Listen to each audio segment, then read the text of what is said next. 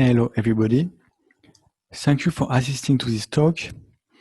My name is Vincent Michielini. I am a PhD student in the University of Warsaw in Poland. And today I am going to present to you a result that one of my advisors, Michielini and Skrzypczak, and I published in MSCS this year. The talk is called Regular Choices on Uniformisations for Countable Domains. I begin by defining to you the most important notion of this talk, uniformisations. Let's say that we have two sets, X and Y, and R, a binary relation between X and Y, meaning each element of R is a pair of two elements, the first one being an element of X and the second one being an element of Y, as we can see on this scheme. Then a uniformization of R, also called selection in some literature, is a partial function from X to Y, which associates to each X in capital X some elements Y in capital Y, such that X and Y are related by R, as long as it is possible, as we can see here on this scheme. This notion is very important because it is strongly related to the axiom of choice. By this proposition, it is equivalent to say that all relations admit uniformizations and that all sets admit a choice function. The last proposition being called the axiom of choice. This is an axiom introduced by Zermelo 1 century ago. So what is a choice function? Of course, the choice function of a set E is a function which associates to each non-empty subset of E one element of it. So this axiom is generally considered as intuitive, at least by a lot of mathematicians, but it has some problems because it sometimes implies the existence of weird objects. I wrote some examples here, non-measurable sets, some bodies of reals as a vector space over rationals. Those are objects that we cannot really touch. We do not really know how they behave, so we do not really know how to work with them. This is why we have the following issue, which is to find conditions in which we can provide a choice which happens to be controllable, comprehensible. We can work with it. We know how it behaves. In this paper and in this presentation, by controllable, we will mean expressible in the logic of MSO. MSO meaning monadic second order. This is a logic that I will explain further in some slides. And we'll work in the domain of words, which leads us to the next slide. What is a word? In this presentation, a word, W, is a function from a totally ordered set called the domain of W to some alphabet A. An alphabet A being a set which is non-empty and that we take finite. There are some classical examples of words. The most known is the example of finite words. So if the domain of a word is finite, we call it a finite word. Here in the example, I have a word W whose domain is 5, which we identify with the set 0, 1, 2, 3, 4. So it has 5 positions. The first one is labeled by the letter A. The second one is labeled by the letter B, etc. up to 5, up to the fifth one. Another important notion of words is the notion of omega words. We write omega as the set of all natural numbers 0, 1, 2, 3 up to infinity. And an omega word is simply a word whose domain is omega. So it has a first position, it has a minimal position, but doesn't have any maximal position. Here, in this example, in the word W, the first position 0 is labeled by A, the second position 1 is labeled by C, etc., up to infinity. Also, we have omega star words, omega star being like the reverse of omega. So an omega star word is simply the reverse of an omega word. It has a maximal position, but it doesn't have any minimal position. We consider also B infinite words. Those are basically concatenations of omega star words and omega words. They do not have neither a minimal element, neither a maximal element. And we can also consider words over dense domains like rationals or reals. And naturally, when the alphabet is simply a singleton, we identify any word over this alphabet with its domain. In this talk, it will be a question of inputting some countable domains in some procedures. So how can we do it considering that the countable domain is generally infinite? So for this, we have a notion of finitary domains. The finitary domains is a subclass from a subclass of domains. They only need a finite amount of memory to be represented, and therefore we can have them in procedure. They are defined they are defined inductively like this. If so, the singleton set is a finitary domain. If D1 and D2 are two finitary domains, then the concatenation of the two of them, meaning D1 and then D2, is a finitary domain. Also, if D is a finitary domain, then D times omega also is a finitary domain, meaning an omega number of copies of D, the first one, and then the second one, and the third one, up to infinity. So there is a minimal copy, but there is no maximal copy. And also D times omega star is a finitary domain if D also is. Here we have a maximal copy, but we do not have any minimal copy.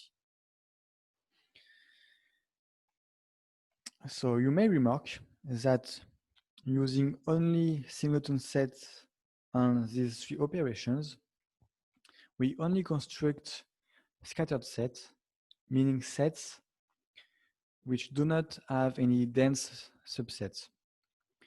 So, and to have finitary domains which admit some dense subsets, we have another operation eta, which I will be not explaining in this talk, which allows us to construct dense domains. But I will not talk about it in this presentation. So now let's talk about regularity. So MSO is the following logic, monadic second order logic. This is the class of all the formulae that we can construct with this grammar. So in this grammar, in this syntax, the small letter x and y are for positions in words, and the capital letter X is for set of positions. So we can test if a single position is labeled to some letter A. We can compare two positions with each other. We can test if a position is in a given subset. We have naturally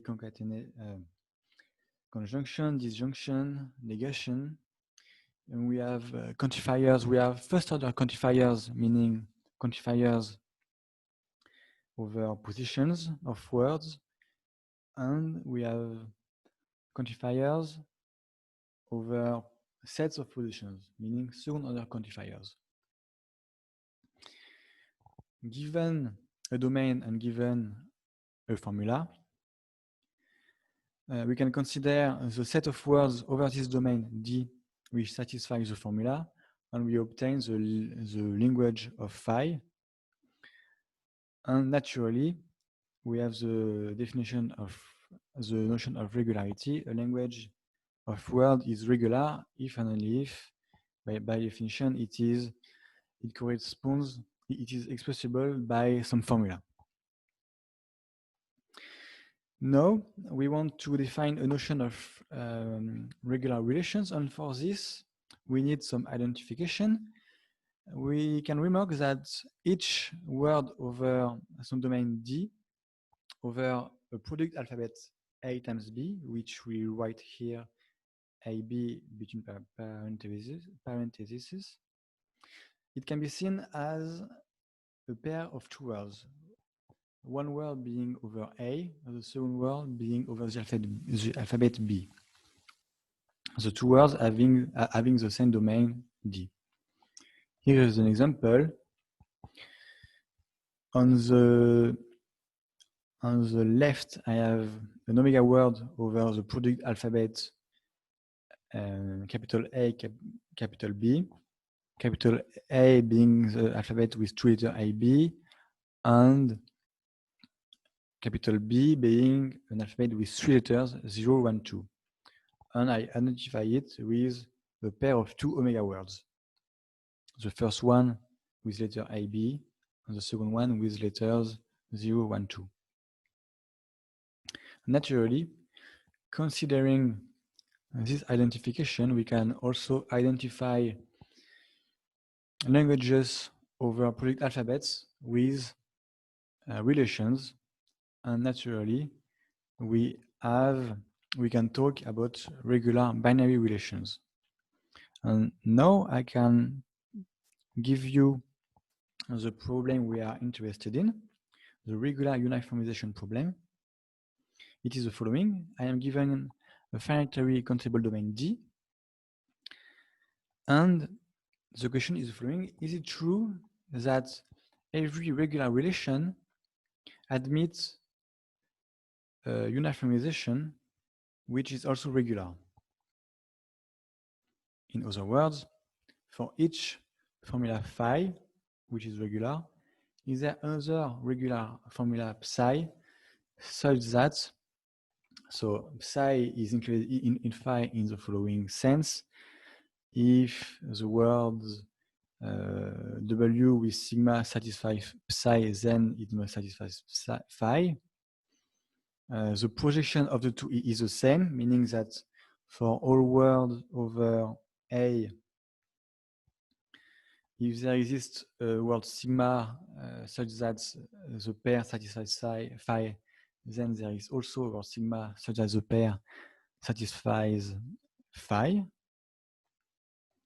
And psi is functional, meaning that for all words in the projection, there is a unique sigma.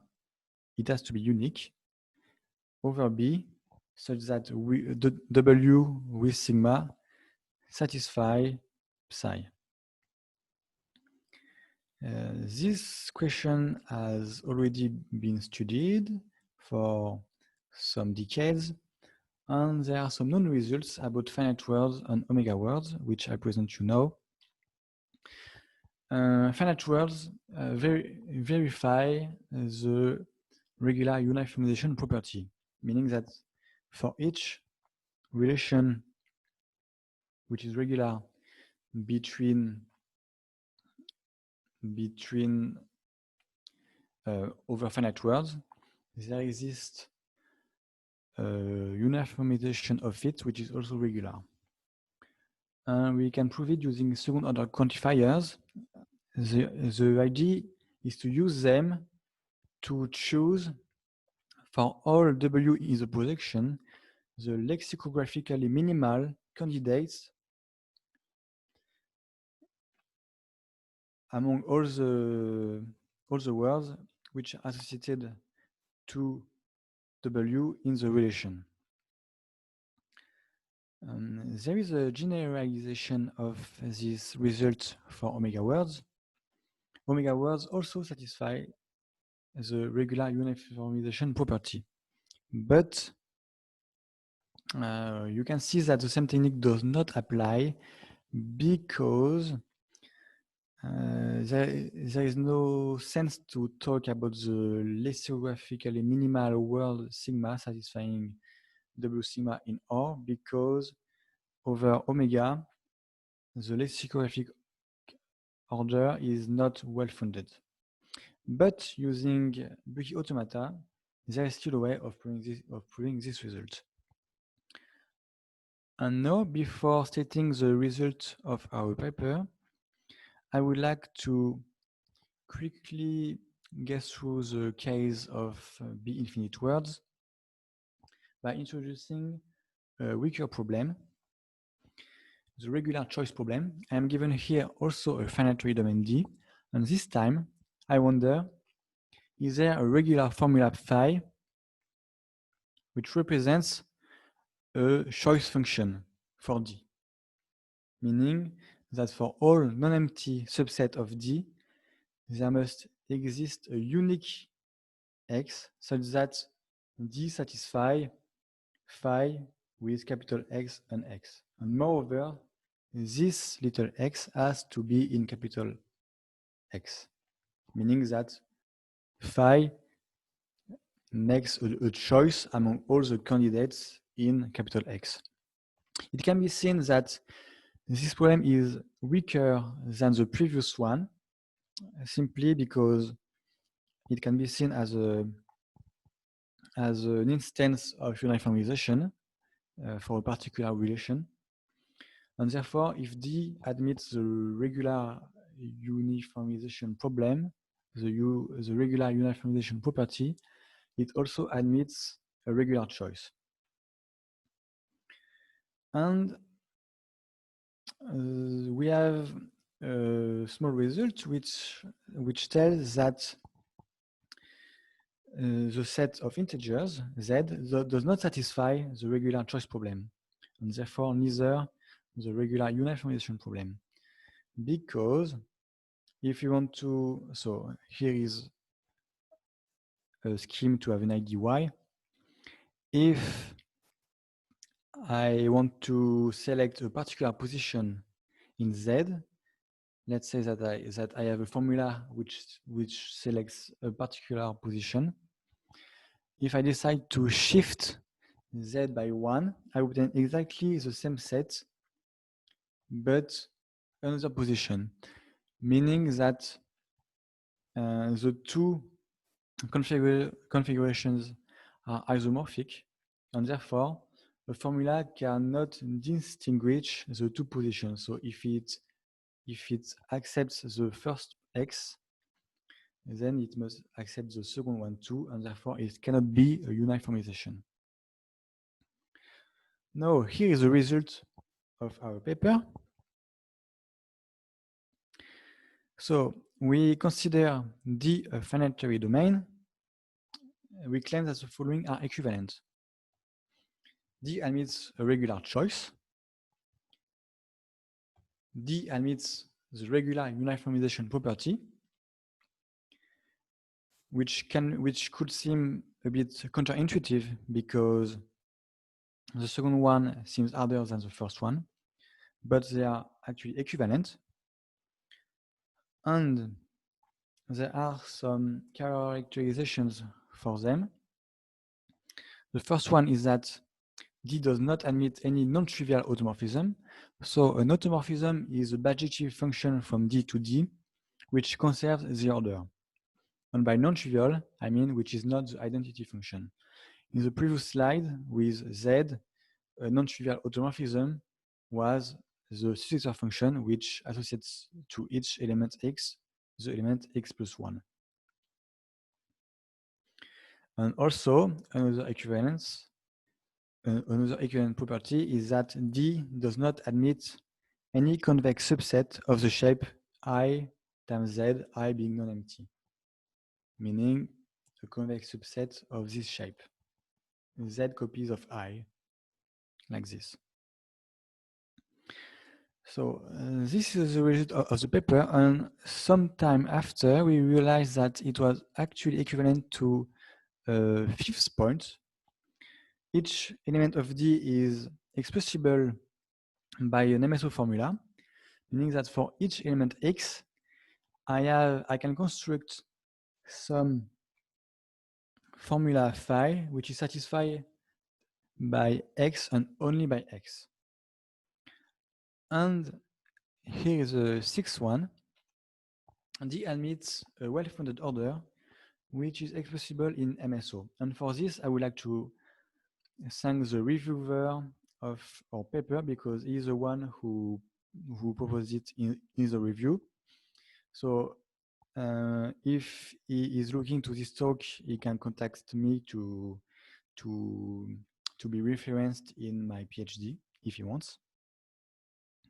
So I will not give you all the construction to construct uniformisations from the hypothesis that we do not have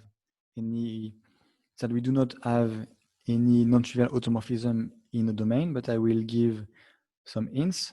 The idea. So here is, let's say that I have some domain which do not have any non-trivial automorphism. I need a notion of terms and evaluation trees. So on the left, I have a term which is like the way we enter the domain in the input, and we have the evaluation tree which goes with it, which is infinite, and the leaves of it is actually the domain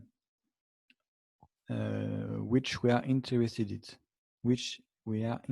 in. A nice property is that to each automorphism corresponds a unique evaluation tree. And therefore, if we have the supposition, the hypothesis that the domain does not have any non-trivial automorphism, then the evaluation tree will be unique. We want to navigate in the tree using condensations, which is a tool which we can define using second-order quantifiers. And we use circle algebra to choose words for each subdomains. And now I will conclude this talk by saying that we extended the known result for finite and omega words to words of countable domains. So we have a generalization of it. We have a better comprehension of what is missing to provide uniformisations. So when we can provide a choice which is acceptable. And this technique is quite useful because only with it we were able to construct multiple useful formulae like choices, uniformisations, and so on. I thank you for your attention, and if you have any further question, you can contact each of us to our email address, and we will answer to your questions. Thank you very much.